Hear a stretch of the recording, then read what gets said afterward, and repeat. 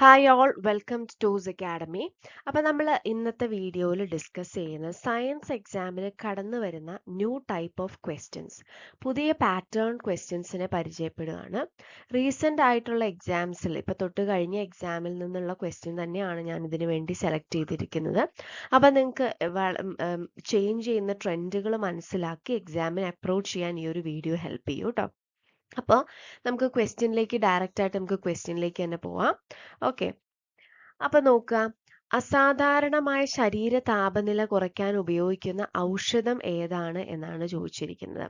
Okay, ആദ്യത്തെ question എന്താണ്? അസാധാരണമായ ശരീര താപനില കുറയ്ക്കാൻ ഉപയോഗിക്കുന്ന ഔഷധം, type of drug use to reduce the body temperature. അപ്പൊ 4 ഓപ്ഷൻസ് ഉണ്ട്: antacids, analgesics, antibiotics and antipyretics. Okay, അപ്പോൾ ഈ തരത്തിലുള്ള കുറച്ച് കാര്യങ്ങൾ നിങ്ങൾ പഠിച്ചിട്ട് പോകുന്നത് നല്ലതാണ് അല്ലേ. അന്റാസിഡ് എന്താണെന്ന് നമുക്ക് എല്ലാവർക്കും അറിയാം. എന്താണ്?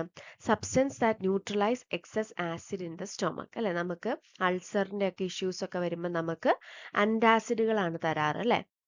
അത് ബേസ് ആയിട്ടുള്ള കണ്ടന്റ് ആയിരിക്കും.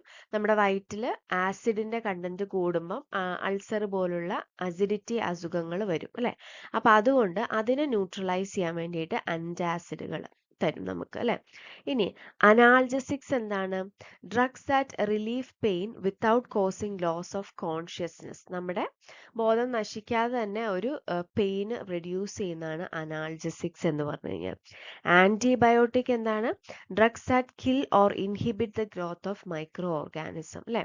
നമുക്ക് ചില സമയത്ത് കൂടുതൽ പനിയൊക്കെ ആയിട്ട് ചെല്ലുമ്പോൾ അല്ലെങ്കിൽ ഇൻഫെക്ഷൻസ് ഒക്കെ കാണുമ്പോൾ ആന്റിബയോട്ടിക്കുകൾ തരാറുണ്ട്. ഇനി ആന്റിപൈററ്റിക്സ് എന്താണ്? Drugs that reduce of fever. നമ്മുടെ ശരീരത്തിന്റെ ചൂട് കുറയ്ക്കുന്ന, ടെമ്പറേച്ചർ കുറയ്ക്കുന്ന വസ്തുക്കളെയാണ് നമ്മൾ എന്ന് വിളിക്കുന്ന ആന്റിപൈററ്റിക്സ് എന്ന് വിളിക്കുന്നത്. അപ്പൊ അന്റാസിഡ് അസിഡിറ്റിക്ക്, അനാൽജസിക്സ് പെയിനിന്, ആന്റിബയോട്ടിക്സ് എന്ന് പറയുന്ന ബാക്ടീരിയൽ ഇൻഫെക്ഷന്, അതേപോലെ ആന്റിപൈററ്റിക്സ് എന്ന് പറയുന്നത് ഫീവറിന്. അപ്പൊ ഫീവറിന് ഏതാണ്? ആന്റിപൈററ്റിക്സ് ആണ്. ഓക്കെ, ക്ലിയർ ആണല്ലോ? നിർബന്ധമായിട്ടും പഠിച്ചിരിക്കുക. ഇത്രയെങ്കിലും അറിഞ്ഞിരിക്കുക. അന്റാസിഡ് എന്തിനാണ്? അസിഡിറ്റിക്ക് അല്ലെ. അനാൽജസിക്സുകൾ എന്തിനാണ്? അനാൽജസിക്സുകൾ എന്ന് പറയുന്നത് പെയിൻ റിലീഫിന് വേണ്ടിയിട്ടുള്ളതാണ്. അതേസമയം ആന്റിബയോട്ടിക്സ്, ഇതേപോലെ ഒത്തിരി കോമ്പിനേഷൻസ് ഉണ്ട് നിങ്ങൾക്ക് പഠിക്കാൻ. ആന്റിബയോട്ടിക്സ് ബാക്ടീരിയൽ ഇൻഫെക്ഷൻസിന് വേണ്ടിയിട്ട് യൂസ് ചെയ്യുന്നതാണ് കേട്ടോ. Bacterial infections. ആന്റിപൈററ്റിക്സ് എന്ന് പറയുന്നത് ഫീവറിന് വേണ്ടി ഉപയോഗിക്കുന്നതാണ്. ക്ലിയർ ആണല്ലോ? അപ്പൊ ഇത്രയും കാര്യങ്ങൾ നിർബന്ധമായിട്ടും പഠിച്ചിരിക്കുക. പുതിയൊരു ക്വസ്റ്റ്യൻ ആണ്. ഇങ്ങനെ ഈ രീതിയിലുള്ള ക്വസ്റ്റ്യൻസ് മുമ്പ് സയൻസ് എക്സാമിന് ചോദിച്ചിട്ടില്ല കേട്ടോ. അടുത്തൊരു ക്വസ്റ്റ്യൻ നോക്കിയേ. ബാരോമീറ്റർ റീഡിങ്ങിൽ പെട്ടെന്നുള്ള താഴ്ച എന്തിനെയാണ് സൂചിപ്പിക്കുന്നത്? ഇത് മുൻപ് ചോദിച്ചിട്ടുണ്ട്, പക്ഷെ ഇങ്ങനെ ഓരോ സമയം അനിമോമീറ്റർ എന്ത് മെഷർ ചെയ്യാനാണ്, ബാരോമീറ്റർ എന്ത് മെഷർ ചെയ്യാൻ, അങ്ങനെയാണ് ചോദിച്ചിട്ടുള്ളത്. ഇത് ആ ക്വസ്റ്റ്യൻ ഒന്ന് അതേ ക്വസ്റ്റ്യൻ ആണൊന്ന് ട്വിസ്റ്റ് ചെയ്തേക്കുന്നത് മാത്രമേ ഉള്ളൂ. അപ്പൊ ബാരോമീറ്റർ എന്ന് പറയുന്ന ഇൻസ്ട്രുമെന്റ് എന്ത് മെഷർ ചെയ്യാനാന്ന് അറിഞ്ഞാൽ നിങ്ങൾക്ക് ആൻസർ ചെയ്യാം. അപ്പോൾ നിങ്ങൾ ആ ഇൻസ്ട്രുമെന്റുകൾ പോലത്തെ കാര്യങ്ങൾ ജസ്റ്റ് കുറച്ചെണ്ണം നിങ്ങൾ പഠിക്കുന്നത് നല്ലതായിരിക്കും കേട്ടോ. പൊതുവെ കോമ്പറ്റേറ്റീവ് എക്സാമുകൾക്ക് ചോദിക്കുന്ന ഇൻസ്ട്രുമെന്റ്സ് നിങ്ങൾക്ക് ജസ്റ്റ് നെറ്റിലൊന്ന് സെർച്ച് ചെയ്താൽ കിട്ടും. അത് ജസ്റ്റ് ഒന്ന് നോക്കിയിട്ട് പോകുന്നത് നല്ലതായിരിക്കും. നോക്കിയേ, തെളിഞ്ഞ ആകാശത്തോടു കൂടിയ കാലാവസ്ഥ, കൊടും കാറ്റിന് സാധ്യത, താപനില വ്യത്യാസപ്പെടുന്നില്ല, അതിശൈത്യം. ഇതാണ് കാണിച്ചിരിക്കുന്നത്. അപ്പൊ ബാരോമീറ്റർ എന്ന് പറയുമ്പോൾ എന്താണ്? അതിലെ റീഡിങ് സഡൻലി ഡിക്രീസ് ചെയ്യുമ്പോൾ എന്താണ്?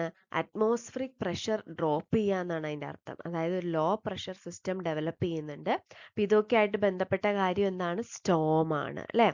Bad weather such a storm, heavy wind അല്ലെങ്കിൽ റെയിൻഫാൾ ഒക്കെ ഡെവലപ്പ് ചെയ്യുന്നുണ്ടെന്നാണ് അതിന്റെ അർത്ഥം. ഓക്കെ, അപ്പൊ എക്സ്ട്രീം കോൾഡ് അല്ല, ടെമ്പറേച്ചർ റിമെയിൻസ് അൺചേഞ്ച്ഡ് അല്ല, fair weather with clear sky അല്ല. അപ്പൊ അപ്രോച്ചിങ് സ്റ്റോമിനെയാണ് ഇത് ഇൻഡിക്കേറ്റ് ചെയ്യുന്നത് അല്ലെ.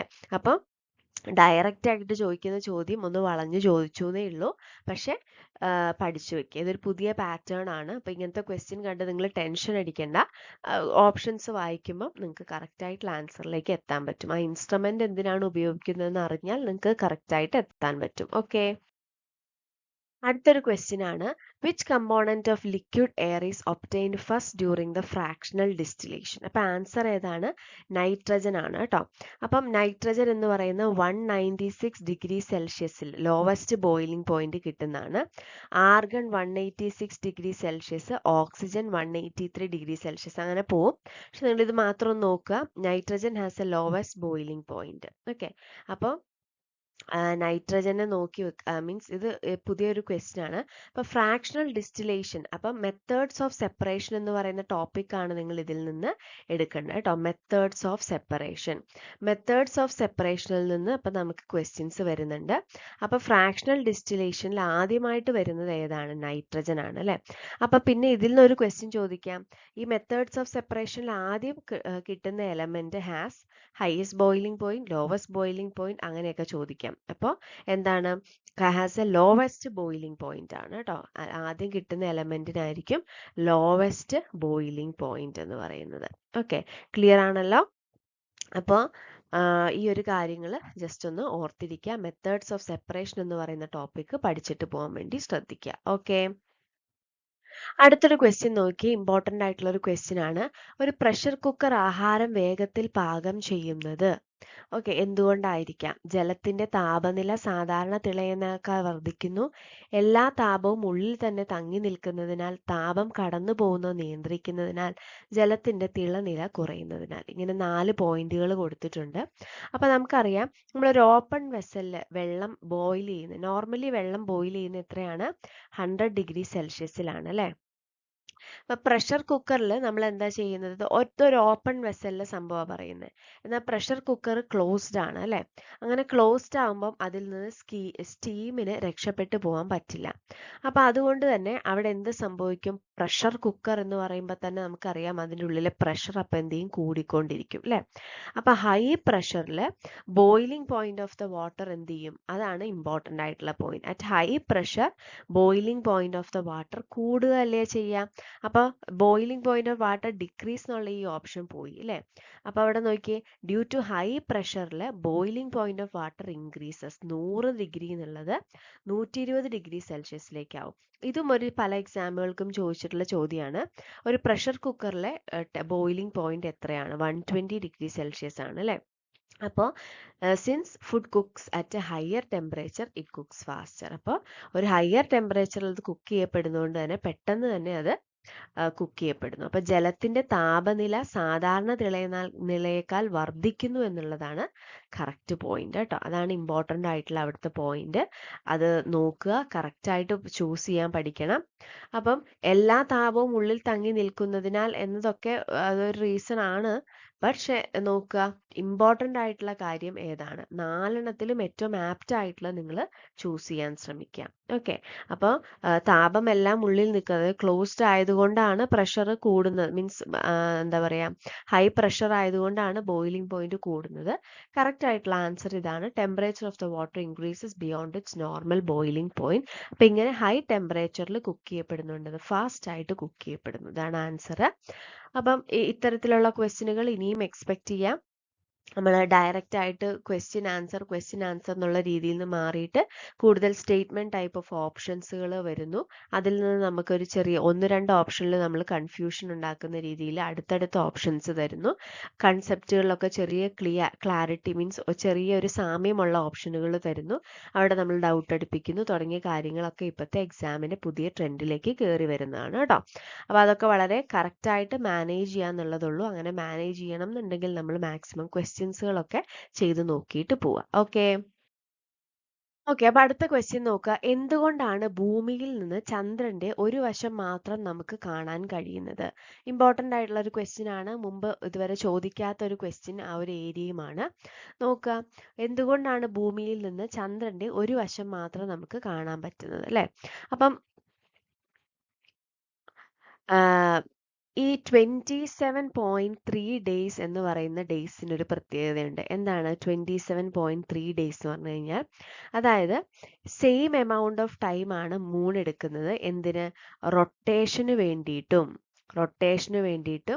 റെവല്യൂഷന് വേണ്ടിയിട്ടും. റെവല്യൂഷന് വേണ്ടി. അതായത് സ്വന്തമായിട്ട് അതിൻ്റെ ആക്സിസിൽ കറങ്ങാൻ വേണ്ടി എടുക്കുന്നതാണ് റൊട്ടേഷൻ എന്ന് പറയുന്നത്. അതേപോലെ എർത്തിന് ചുറ്റും ഒന്ന് റിവോൾവ് ചെയ്യാൻ എടുക്കുന്നതാണ് റെവല്യൂഷൻ എന്ന് പറയുന്നത്. അപ്പോൾ ഇതിന് രണ്ടിനും മൂൺ എടുക്കുന്ന സെയിം ടൈമാണ്, വിച്ച് ഇസ് 27.3 days. ഓക്കെ, അപ്പോൾ രണ്ട് മോഷനും എടുക്കുന്നത് സെയിം ടൈമാണ്. അതുകൊണ്ടാണ് same side of moon is always, ഈ മൂണിൻ്റെ സെയിം സൈഡ് ആയിരിക്കും എപ്പോഴും എർത്തിനെ ഫേസ് ചെയ്തിരിക്കുന്നത്. അതുകൊണ്ടാണ് നമ്മളെപ്പോഴും ഈ ഒരേ മുഖം, ഈ മൂണിന്റെ ഒരേ ഫേസ് നമ്മൾ കാണുന്നത് കേട്ടോ. അപ്പോൾ why can we see only one part of the moon from earth? The period of rotation and revolution are equal. അത് എത്രയാണെന്നും കൂടെ പഠിച്ചു വെക്കണം. എത്രയാണ്? 27.3 days. അപ്പോൾ ഓരോ തവണ എക്സാമിന് ചോദ്യം വരുമ്പോൾ നമ്മൾ ആ ഏരിയ കുറച്ച് എക്സ്റ്റെൻഡഡ് ആയിട്ട് പഠിച്ചു വെക്കുക എന്നുള്ളതാണ് ചെയ്യാനുള്ളത് കേട്ടോ. ഓക്കെ,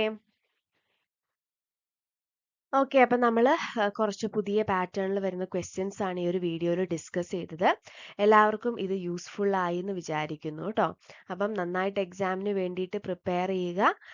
പുതിയ രീതികളൊക്കെ അറിഞ്ഞ് നല്ല രീതിയിൽ എക്സാമിന് വേണ്ടിയിട്ട് പ്രിപ്പയർ ചെയ്യുക. പിന്നെ നിങ്ങൾ അറിഞ്ഞിരിക്കേണ്ട കാര്യം, നമ്മൾ അത്യാവശ്യം SCERT ഒരു 5 മുതൽ 7, 8 വരെയുള്ള ക്ലാസ്സുകളിലെ കണ്ടന്റുകളൊക്കെ പഠിച്ചെങ്കിൽ ഓരോ പേപ്പറിൽ നിന്ന് നമുക്ക് എല്ലാ ക്വസ്റ്റിനും ആൻസർ ചെയ്യാൻ പറ്റിയില്ലെങ്കിലും നിങ്ങൾക്ക് വേണ്ടത് 90 മാർക്കാണ് അല്ലേ?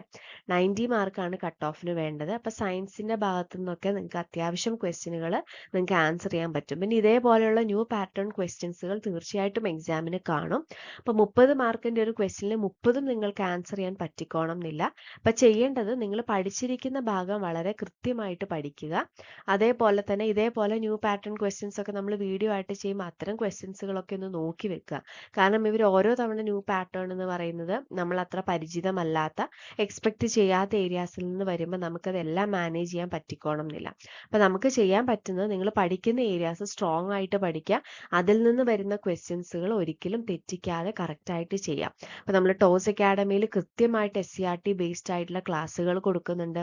ധാരാളം എക്സാമുകൾ, ക്വസ്റ്റ്യൻ പാക്കുകൾ ധാരാളം കൊടുത്തിട്ടുണ്ട്, ഫിസിക്സ്, കെമിസ്ട്രി, ബയോളജി ടോപ്പിക്കിൽ നിന്നൊക്കെ.